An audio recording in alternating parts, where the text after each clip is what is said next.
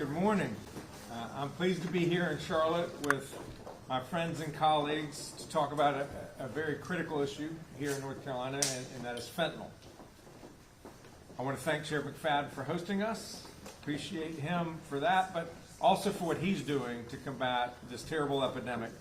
He has put Narcan machines in his jail where they are already saving lives, and Sheriff, we thank you for that. We're here in Mecklenburg County because, like the rest of the state of North Carolina, too many people are dying on a daily basis. 9 North Carolinians, on average, will die today with fentanyl in their system. 9 died yesterday with fentanyl in their system. Tragically, 9 more will die tomorrow. We have got to do everything we can. We have to move heaven and earth so that we can drive these numbers down and that we can save more lives here in North Carolina. We recently got the updated North Carolina numbers for overdose deaths, and sadly, they continue to climb. They're plateauing, but they are still higher. We lost 3,396 North Carolinians to a fentanyl-related overdose last year. Since 2000, it's more than 37,000 North Carolinians have died of a drug overdose.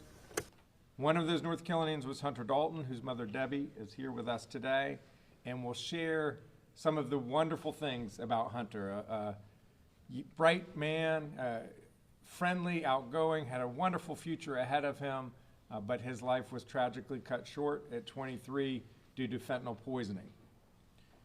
More than 2/3 of the over 100,000 Americans who died of a drug overdose in 2022 had a synthetic opioid in their system, often fentanyl. The crisis, as we all know, started with the opioid companies that hooked millions of Americans on the pills. The second wave was heroin, and we are now in the third and deadliest phase, which is fentanyl. Dealers and traffickers are lacing everything from cocaine to fake pills with fentanyl. To win this battle, we must do 2 things: reduce supply of this drug and demand for it. On the supply side, even as the federal government is capturing more and more fentanyl at the border, too much continues to come through. That's why I called on Congress to fund fentanyl X-ray screening machines at the border. We urged them to fund $300 million to deploy fentanyl machines that were already purchased by the federal government. And I am pleased to report that in the bipartisan negotiated budget that was passed through Congress last week and enacted when the president signed it, includes money to get those fentanyl X-ray machines deployed at the border, and they will be screening out more of the poison coming into this country. We have to continue to put pressure on China and Mexico as well. We have to prosecute fentanyl when it comes into our communities, and we have 2 prosecutors here, the U.S. Attorney and the District Attorney, and they are both doing excellent work going after these networks. We put together a fentanyl task force here in North Carolina comprised of state, local, and federal law enforcement to enhance collaboration, cooperation, communication, so that we can be more effective in breaking up these drug trafficking rings where they operate in the state of North Carolina. And I want to thank Spencer Merriweather, the District Attorney here, for being part of that task force and his good work. Thank you, Spencer. We have a special prosecutions section in the Department of Justice. They have prosecuted fentanyl sellers in overdose cases and large-scale heroin traffickers. We are offering assistance to district attorneys in their cases, and we've instigated more than 670 wiretaps to help facilitate investigation of these drug networkings. And the Criminal Bureau Chief Leslie Dismukes is here as well. We are asking the legislature to fund a fentanyl control unit of specialized prosecutors in my office to cooperate with local district attorneys on these very time-consuming and complex cases. The legislature is coming back into session shortly. We hope that they step up and do the right thing. We've drafted and championed the Stop Counterfeit Pill Act, sponsored by Senator Tom McGinnis, which passed. And what it does is it outlaws pill presses and other equipment that is used to manufacture controlled substances. What they do is they take fentanyl, put it in a pill press, and then it looks like a standard pharmaceutical product that people then go buy online, thinking it's one drug when it turns out it's actually fentanyl that can kill them. We renovated and reopened the drug chemistry and toxicology sections of the North Carolina State Crime Lab in Raleigh to enhance our efficiency. Sadly, tellingly, the number 2 tested drug at this point in the crime lab is fentanyl. That it used not to even be in the top 5, and now it is one of the leading drugs that comes into our lab. We've got to fight these drug trafficking rings with everything we have in order to save lives and drive down the deadly death rates. But at the same time we disrupt trafficking and the production of illicit fentanyl, we have to reduce demand by dealing and helping with people who struggle with opioid use disorder. We have to remember how we got here in the first place. It was these big drug companies 25 years ago telling prescribers that opioids were the most effective way to treat pain and they were not addictive, and it turns out neither of those things are true. My office helped to lead the national bipartisan effort of state attorneys general to take these drug companies to court, and we've been winning more than $50 billion. North Carolina's share is $1.4 billion and counting. Those dollars have to go to help people who are struggling with addiction enjoy a healthier and happier future. We made a strategic decision in North Carolina that 85% of the money would go to local governments because that's where the rubber meets the road, both in terms of responding to the crisis and addressing the crisis. So we are seeing more support, whether it's treatment or recovery or prevention or harm reduction efforts happening at this local level. The money that is going to be coming to Charlotte and Mecklenburg County is $73 million. And the money can only be used for those issues of prevention, treatment, harm reduction, or recovery.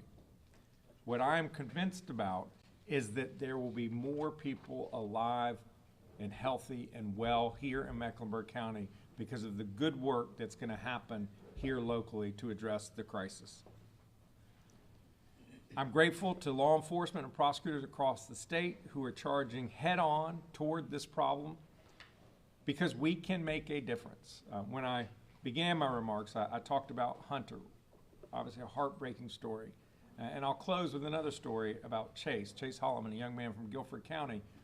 He became addicted as a teenager, overdosed 3 times, each time brought back to life by the miracle drug naloxone. He got into long-term recovery, graduated from UNC Greensboro, got a master's in social work at UNC Chapel Hill, worked in Guilford County providing naloxone and other harm reduction resources to people in the community. He now does that same work in the federal government up in Washington, D.C. So he is having an impact all across this country. Our imperative is to make sure that there are more Chases who are living their fullest and best life and not Hunters whose tragically life was cut short. And to learn more about Hunter, it's my great pleasure to bring forward my friend Debbie Dalton to share his moving story. Thank you. Thank you so much. Come on. Thank you for having me and for your words about Hunter. This is my handsome son, and I know every parent thinks that their kid is amazing, and rightfully so, but I'm telling you, Hunter had a gift. He just had this light about him, and his mission in life was to make people happy. He loved unconditionally. He never saw size, shape, or color. He just had a gift. You could not be with Hunter for a second even and not smile. He loved adventure. He loved travel. He played sports. He loved his family. He was loved back by his family and friends. He was a very popular young man. You know, he made so many good decisions in his life. And he would say, if somebody called him and said, "What are you up to, Hunter?" He always said, "I'm just living the HD life." And for him, that was a life filled with love and travel and adventure. But with all the good decisions that Hunter made, the bad decision that he made, or the wrong decision, I'm going to say, is thinking that he could take occasionally some recreational drugs. In today's culture, that's not a possibility, and sadly, Hunter was not aware of that. My son came home Thanksgiving weekend. We had an amazing weekend. I did the mom thing when he left, excuse me. And walked him down the driveway, said, love you. He texted me that night, said, love you, Mom. Unbeknownst to me, while Hunter was visiting us that weekend, he ran into one of his really good friends, and that's a key part of the story. His good friend gave him a recreational drug. Hunter got back to Raleigh, where he had secured a job after graduating from UNC Charlotte, and he joked with his roommate. He's like, dude, what am I doing? You know, I'm 23 years old. I don't need to be messing with this. It was cocaine, and my son walked into the room and snorted, was in the room maybe a minute, and had a heart attack. My son was 6'2", very healthy. He was so strong that they were able to revive my son, and he was in the hospital for 7 days where I held his hand. I mean, it was just, that call that my husband and I got was so shocking, to this day, it is shocking. I was that person. I'm going to be honest. I was that person before this happened to us. If I heard the word overdose, that's somebody in a back alley with a needle in their arm. That's never going to touch my world. And that's a key message for what's going on with fentanyl. It is not discriminatory. It crosses all lines, all demographics, and it's not you until it is you. And sadly, I get calls every day. And Josh Stein made a perfect example. It's not just the drugs that parents worry about. Pills, Xanax, Adderall, Ritalin. You know, there's a story that a mom, her daughter took a Xanax pill because she was from a friend again, and that's a key part of the story. She was worried about an exam. She took a half of a Xanax pill, and they know that the other half was on her nightstand. There was no Xanax in the pill. It was all fentanyl. She was 24 years old, and she died. This shocked us so bad that we decided to do something about it in honor of our son, who had such a loving legacy. And so we started the Hunter Dalton HD Life Foundation, and our mission is to educate and prevent these kind of tragedies. But we need help, and you guys know that. We need help getting in the schools. I get pushback sometimes, and it doesn't cost anything.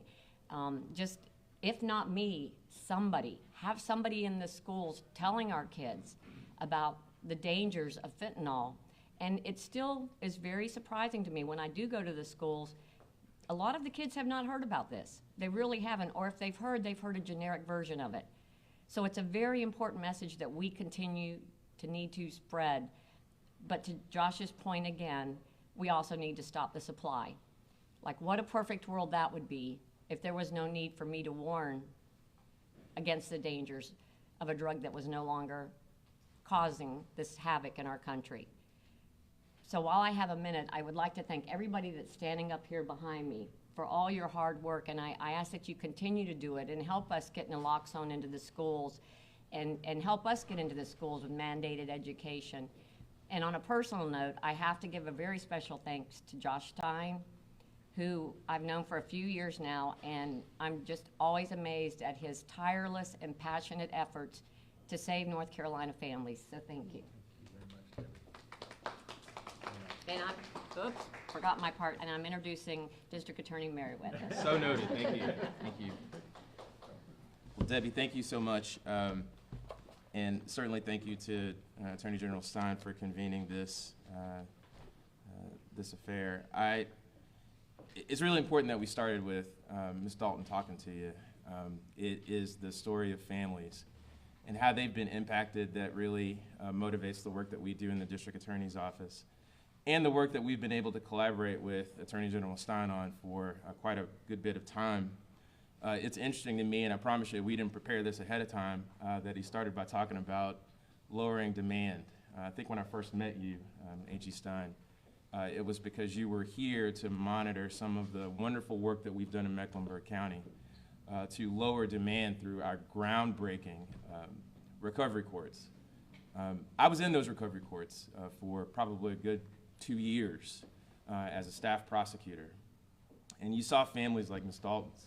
Those families were lucky because their kids lived to tell the story, lived to get to the point of exhaustion to try to break that chain of addiction. But you also saw that those families had been through hell and how tired they were, tired. Many of them had spent the equivalent of a college education on recovery services, all because of a single moment. So I'm gratified to be able to count on all of these folks as partners, to be able to know what we are doing step by step, not just to lower demand, but today to commit to severing the supply chain of this poison that attacks the most vulnerable among us. In fact, within the last 45 days, I'm proud that the district attorney's office, your district attorney's office, has used precious and limited court resources to bring to justice the people in our community who would peddle this poison in our neighborhoods. I'm proud to say that our felony crimes team has recently tried and convicted Yolandis Lattimore for trafficking in fentanyl on multiple occasions. It so happens that he did that within a block and a half of a daycare.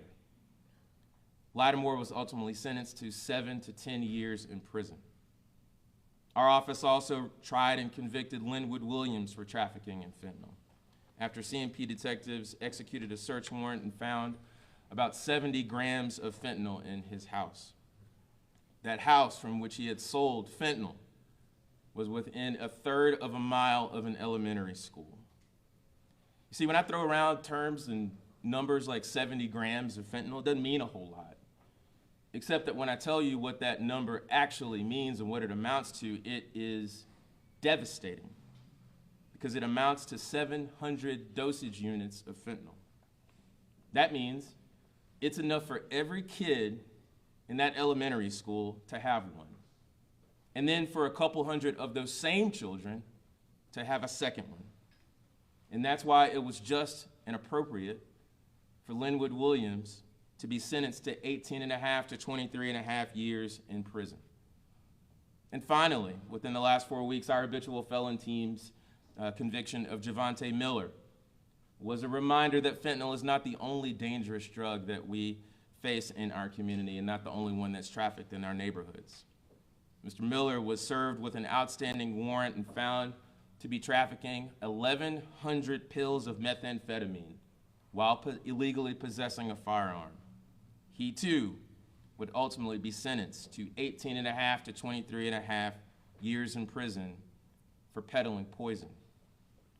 This is what we can do in 45 days to marshal the resources of the state against those who seek to choke the life from our community by, again, preying on our most vulnerable. I'm here today to say that we stand with every single one of our partners to ensure that we do all that we can, all that the law and all that the evidence will allow to break the supply chain of poison for killing our communities. And one of my office's most greatest partners in this is U.S. Attorney Dina King, who we will hear from now.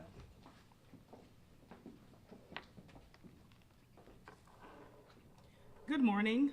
I'm Dina King, the United States Attorney here in the Western District of North Carolina. First, I want to start by saying to Ms. Debbie Dalton, on behalf of the U.S. Attorney's Office and the entire Justice Department, I want to express my condolences to you for the unthinkable pain that you've had to endure from losing your son, Hunter. But we are also incredibly grateful for your courage to stand before us and in communities to describe the impact that it's had on your family so that others can learn. We are all here today to make everyone in our community aware of the urgent threat that's posed by the poisoning of synthetic opiates, primarily fentanyl, a drug that's unprecedented in so many ways. You see, fentanyl is particularly dangerous because it's highly potent and toxic. It's also being produced in bulk as a cheap and powerful addictive used to bolster and boost other illegal substances. This means that many people that consume fentanyl have no idea that they are taking it, which often leads to devastating results. Fentanyl is quickly becoming the #1 drug encountered on the streets, in drug seizures, and in emergency rooms. In 2023, the DEA seized more than 79 million fentanyl-laced fake pills and nearly 12,000 pounds of fentanyl powder. That's equivalent to more than 376 million lethal doses of fentanyl, enough to kill every American in our country. So far this year, in 2024, fentanyl seizures have represented over 82 million deadly doses, and we're only in the first quarter of this year. This epidemic is only expected to get worse as the fentanyl poisoning crisis continues to spread in our communities, destroying the lives of Americans from all walks of life. Everyone standing before you today is well aware that no one, not one person, one agency, one family, or one community can defeat this epidemic alone. We need each other's assistance and coordination to help stop this poison from spreading further and to free our communities from its deadly grip. I want to take this opportunity to provide brief updates on what federal prosecutors in the Western District of North Carolina are doing to combat the fentanyl epidemic. As prosecutors, we are doing what we do best. We're investigating and bringing to justice through prosecutions those responsible for fueling this epidemic. Two recent cases, U.S. v. Barrera et al. And U.S. v. Tyleki and Kirk, are a snapshot of the work that federal prosecutors are doing every single day to hold accountable those who poison our communities. In U.S. v. Barrera et al., my office disrupted a large drug organization and prosecuted 21 individuals who were part of this DTO, drug trafficking organization, and they were responsible for the distribution of hundreds of kilograms of cocaine, fentanyl, and heroin here in Charlotte, going far back to 2017. As with all drug investigations, my office worked very closely with federal, state, and local law enforcement partners to uncover this organization's drug trading pipelines that facilitated the transportation of fentanyl and other narcotics in bulk across the United States directly into Charlotte. Working with the DEA and other law enforcement agencies, we conducted a very lengthy and detailed investigation using our broad legal authority, federal resources, to include surveillance, debriefings, undercover purchases, federal wiretaps, execution of federal search warrants, and other enforcement-related operations. As we continued to work this investigation, we quickly learned that this group of individuals had direct ties to the Sinaloa and the CJNG cartels, who were supplying this organization with the drugs that were being funneled directly into our community here in Charlotte. Over the course of the investigation, we seized a total of 328 kilograms of cocaine, 26 kilograms of fentanyl, and a kilogram of heroin. But in addition to the drugs, we also seized approximately 60 firearms, to include 18 high-capacity magazines and ammunition, more than $2.4 million in cash drug proceeds, 2 residences that were used as stash houses in our community, 10 vehicles, a boat, 2 tractor trailers, all that had secret hidden compartments to store and transport their drugs. More than 21 members of this organization were convicted of federal drug charges and received sentences of up to 24 years in federal prison. Through our coordinated efforts with the DA's office, 6 additional members of this organization were prosecuted at the state level.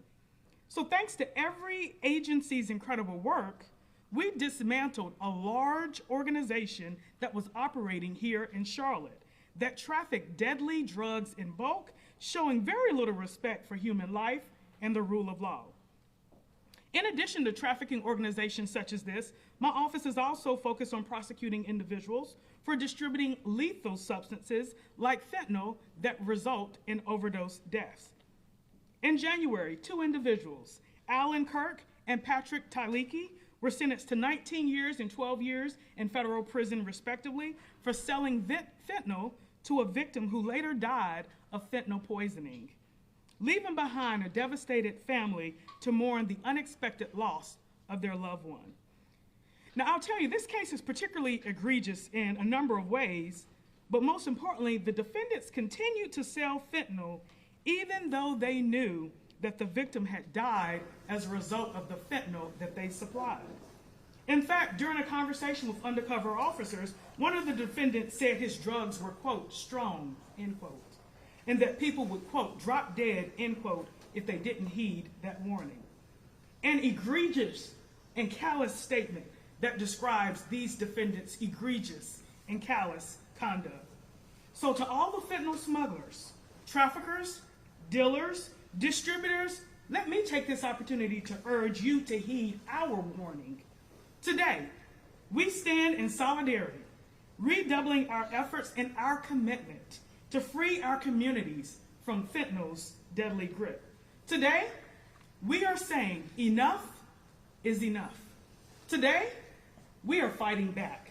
And in doing so, we honor and we remember those whose lives were cut short by fentanyl and other opiates. We will never relent in our efforts to hold accountable the individuals responsible for these deaths. We're also committed to using federal funding to provide vital resources to public health and public safety programs, dealing with the effects of fentanyl and the epidemic in Charlotte and other parts of Western North Carolina. Each year, the Justice Department's Office of Justice Programs awards millions of federal grants to agencies and organizations to be used for training and technical assistance to support substance abuse disorder prevention, treatment, and recovery efforts. Just last week, I had the opportunity to visit the United Way in Rutherfordton and the Rutherford Community Healing, Recovery, and Thriving Center. Rutherford is an incredibly rural community which is impacted by substance abuse, overdose, drug poisoning incidents, both fatal and non-fatal. Like many organizations in the provision of providing services, United Way, through its Mobile Harm Reduction Unit, is doing incredible work in the community, providing support and services for people who have been impacted by opiate use, as well as those who are at risk of misusing substances. No one should have to face this threat alone. You have our commitment that we will support our communities and hold accountable those responsible for poisoning our friends, our neighbors, and our loved ones. Thank you. And at this time, it is my pleasure to pass things over to the Mecklenburg County Sheriff, Sheriff Gary McFadden. Good afternoon. Some of you say, why does the sheriff need to speak? Well, and why does the sheriff have a vending machine in the lobby that distributes Narcan? Then you say, well, why does the sheriff carry around this overdose Narcan kit? And I think we have the answer right here. This is the answer. I don't know Hunter, but I know Hunter now, and I know the Dalton family now. My passion came when I was attending a convention, and this family spoke about their daughter. A millionaire's daughter died because they did not have a dose of Narcan. That story is called Victoria's Voice. So I came back, as I usually do, with a passion and a fight and said, we have to do something. So I put the Narcan machine in the lobby. But then I asked each and one of my deputies to carry this in their car. Well, why should a deputy carry this in his car? This is the answer why. A simple dose in that apartment would have probably saved a life. I carry this on the airplanes when I travel. I carry this everywhere I go. Why? Because we should not be standing here with this young lady. We should be celebrating whatever he's doing, and she should be celebrating whatever her son is doing. Before I came today, they said, well, Sheriff, be cautious of what you say. Don't give those statistics. Be cautious. Don't say that you saved lives. Don't say that you saved 27 lives. Well, at this facility, we had 27 people in crisis. Well, don't say that you saved them from Narcan. Say that you gave them 57 doses. Well, in giving those 57 doses, 27 people are alive. Let me say that again. Giving those 57 doses, 27 people are alive. Well, Sheriff, you shouldn't say that you saved their lives, because we never know. But imagine if you had this in that apartment. we won't never know she'll be standing here. So we are committed. We are committed. My staff is now being trained how to administer Narcan. 260 people were trained on how to administer this to save lives. In 39 housing units, my staff has now have a Narcan alarm emergency box. It's a little small box that when you open it, an alarm goes off saying that there's a crisis and we need to administer Narcan. Should Narcan be in schools? Absolutely. Absolutely. In every classroom? Absolutely. At every nightclub? Absolutely. Why? Because we're in the business of saving lives. And we will always be in the business of saving lives. And some people I don't have to tell about that. And the person I'm going to introduce next is a person well known about saving lives. Because when we were partners, we came to the overdose scenes. It wasn't Narcan. It was black tar heroin. And it was cocaine. And we fought through those fights. So when you hear from Chief Jennings, who was my partner as a homicide detective when I was with CMPD, you're talking about two people who well know the problem way before fentanyl. And how are we going to combat it? We're going to say the same thing that we say to each other every day. What are we going to do? Who are we going to find to help? Who will we listen? Who will listen to us? Who will listen to us? Because here's the job that we had. We had to talk to the mothers like Mrs. Dalton. We had to go to the homes and say, this is what happened. And we left with, what are we going to do? So the next voice that you will hear will be Chief Jennings. He'll probably have a great speech, but I can tell you, he's going to speak from the heart. But the reality is, we're still fighting something that we need your help to fight it. Chief Jennings. Thank you, Sheriff. Whoever told you to be cautious must not know you very well. I've known this man for over 30 years, and I'll tell you, cautious is not in his vocabulary. So, one, I want to thank Attorney General Stein for putting this together. This is just amazing. I have a twofold here that I'm very proud of the partnerships that I have standing behind me to help combat this crisis that we're in when we start talking about fentanyl. But at the same time, I'm very saddened to the fact that we have to have this partnership. I'm very saddened that we're seeing people dying every single day to where it's almost become common, to where I come into my meetings in the morning and we talk about crime, and it's getting to be where we have another fentanyl overdose death, and sometimes multiple fentanyl overdose deaths. You heard from Debbie, who talked about her son Hunter and the impact that it had on her family. You know, unfortunately, she's not alone. There are so many families out there that are suffering and that are dealing with this crisis. 7 out of every 10 street pills contain fentanyl. I want you to think about that. 7 out of every 10. So when you're taking an Oxy or a Percocet, something that you get off the street that you think is going to get you through the night or the evening, that dose can actually kill you.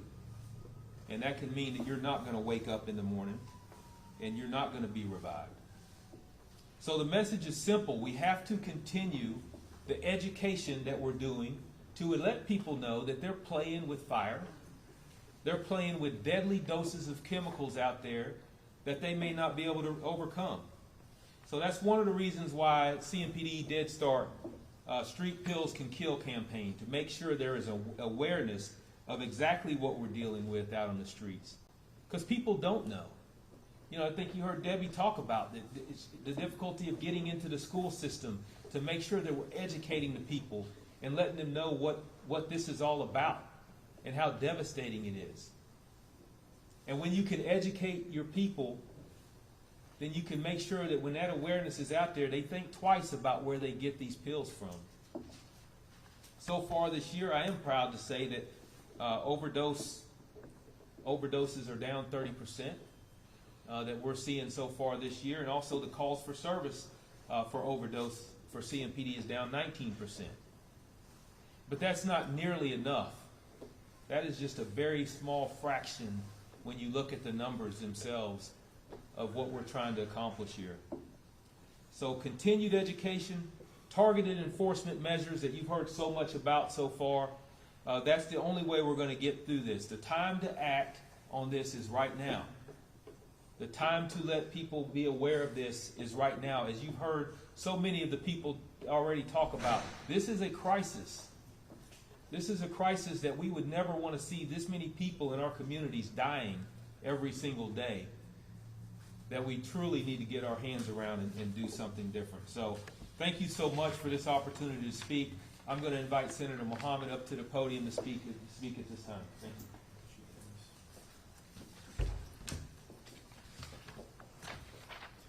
Good morning, everyone. Welcome to Charlotte Attorney General Stein. It's so great to be here with our wonderful district attorney, Sheriff McFadden, Chief Jennings, and of course, U.S. Attorney King. Thank you so much for being great public servants in our community. Of course, Renee Perkins-Johnson on the City Council, and my fellow colleague from the State Legislature. Mary Bell, do you want to come up? Our fellow member from the State House, since we're representing the General Assembly here today. Yep. But good morning again, everyone. I'm deeply grateful for your presence today as we eliminate the grave risks posed by fentanyl in North Carolina. However, before I take a moment to outline a few decisive measures our state can take further to save lives in North Carolina, I want to firstly begin by extending my heartfelt thanks to all of our local law enforcement agencies across the state and our district attorney's offices statewide. Their unwavering commitment to safeguarding our families and communities in the fight against fentanyl is commendable. I also applaud my colleagues in the North Carolina General Assembly for their leadership and commitment. I'm proud of our efforts in passing critical legislation in recent sessions to address this challenge. A special acknowledgement is due to our Attorney General, Josh Stein, and his team of dedicated public servants in the AG's office. His steadfast dedication to combating the opioid and fentanyl crisis has been unparalleled. His initiative in establishing the Fentanyl Task Force, like you heard him talk about, a collaborative powerhouse of law enforcement agencies, prosecutors, federal partners, and community leaders, exemplifies his understanding that overcoming this crisis requires a united community effort. And to the families like Debbie across North Carolina who face new realities due to this crisis, you have our deepest sympathies and our firm commitment as we pledge to take proactive steps to prevent further loss of life and bring back hope to our communities. As we confront the fentanyl crisis in North Carolina, it's crucial that the General Assembly fund and support Attorney General Stein's proposal to establish a fentanyl control unit.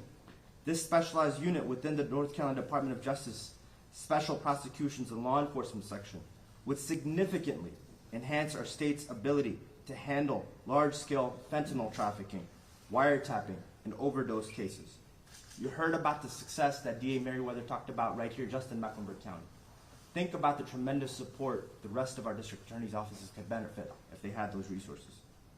The establishment of this unit is not just a matter of law enforcement. It's a step towards safeguarding our communities from devastation caused by fentanyl. By focusing specifically on fentanyl and other drug traffickers, the unit would bring additional expertise and resources to the forefront of this fight. This targeted approach is essential given the complexity and the severity of fentanyl-related cases. Moreover, the Fentanyl Control Unit would assist local district attorneys across the state with increasing number of fentanyl cases. This support is vital as local prosecutors often face scarce resources and expertise constraints when dealing with complex drug trafficking cases. The unit's expertise in wiretap and overdose prosecution would also be an invaluable asset to all district attorney offices across North Carolina, going beyond our current capacity. Not only would this unit strengthen our legal and investigative capabilities, but it would also send a strong message that North Carolina is serious about tackling the fentanyl crisis head on. By holding traffickers accountable, we can disrupt the supply and delivery of this deadly drug and save lives. In addition to supporting this unit, we must also take proactive steps in our schools and our legal system. We must ensure that naloxone, widely known as Narcan, a life-saving antidote as you heard here about, for opioid overdoses is readily available in all our schools, just as Charlotte Mecklenburg Schools has thankfully initiated. North Carolina can also join several states and pass legislation requiring all public schools and universities to keep Narcan on site in case of overdoses at the school or school-sponsored events, along with requiring training for educators, and first responders in its use, because knowledge and preparation can mean the difference between life and death. Furthermore, we must fortify the bipartisan support we've seen in the past for our Good Samaritan laws. It's imperative that we extend legal protections to all who are present at a scene of an overdose. No one should hesitate. No one should hesitate to save a life for fear of legal repercussions. We must engage and fund robust public awareness campaigns in our recovery courts. Our communities must be informed about Good Samaritan laws and recovery courts because they're critical and, again, saving lives. So finally, we must remember that every measure we take, every resource we allocate, and every law we enact in the state, it's not just about enforcing laws. It's about saving lives, preserving families, strengthening neighborhoods, and securing the very future of our great state. Thank you. Well, since I'm up here, even though I was not supposed to speak, I am Representative Mary Belk, and I'm in the House. And the House just appointed a select committee on drug abuse in the House to talk about these issues. We have had people come in to talk about how can we strengthen to keep those drugs from our borders. We've also talked about making sure that Narcan is more readily available. And the reason I wanted to talk, and I would have stopped and said thank you, I know that you would not have given me the hook. Never. Is that the last time that we met, we had families like yours who were so affected because they did not know, the parents didn't know, the kids didn't know the dangers that they are. And that is something that we have talked about a lot. How can we get the education? How can we stop them from being and coming here? And we've decided that we are going to really look at how can we get into schools, how can we tell kids, how can we tell parents that these things are out here. Unfortunately, we're also looking at, as we ban other substances, we get new ones in because chemically they get changed. So we're talking about how can we stop the next wave, the next fentanyl, because it's out there, and we're looking at that. We're charged with coming up with some suggestions in a paper that we will submit, and so we will be talking to all our partners. So thank you all so much for what you do, and hopefully we can get you some help and get that education out there. Thanks. Thank you. Happy for you all to offer any questions, and you can direct it to anyone who you specifically want to answer. Attorney General, you spoke a little bit about calling on Congress for fentanyl screening at the border as well as just stopping the supply. Why is that part of the solution for North Carolina? We have to do everything we can to stop the poison from coming to our communities. And the way you do it is you stop it at the border. It's coming predominantly through Mexico. 95% are coming through passenger vehicles at legitimate border sites. They're not coming over rivers on people's backs. They're coming by car. And what these scanners do, it's essentially, if you just think about the airport going through the body x-ray machine, it's massive. It's as big as this space, and an 18-wheeler can drive through it, and it can detect whether there is fentanyl or other illicit drugs in that vehicle. The funding that Congress has just appropriated, that the President signed, that bill will dramatically, something like six-fold increase over the next few years, the number of these scanners at the border. We're already getting a record amount of fentanyl at the border. The U.S. Attorney King highlighted that just incredible volume that's being captured. The problem is that it is so cheap and easy to manufacture, and it's so small that they can keep coming. So what we have to do is raise the cost, raise the price for these drug traffickers to bring this poison into the country, and then when they're here, they need to pay a price. And what you heard from District Attorney Merriweather and District Attorney King is that when the law enforcement, the sheriff and the chief, when they get these investigations and they identify the culprits, they will be held accountable to the fullest extent of the law because they are killing our people. I think one of the things that's shocking about all this, and U.S. Attorney, you mentioned this, is that how wrapped in fentanyl is with larger criminal organizations. You talked about guns being seized, weapons being seized, and then unsealed an indictment just yesterday about stolen motor vehicles in which fentanyl was found at those crimes. Does law enforcement in North Carolina have the tools necessary to stop these organizations and bring this to a halt? I'm thinking specifically about House Bill 237 or any other measures. Which one was 237? That's money laundering. Money laundering, yes. Yeah. So we have this fentanyl task force that we put together that is state, local, and federal law enforcement and prosecutors. And that is one of the ideas that we have batted around. And it's all about the previous question of raising the cost to these drug trafficking organizations.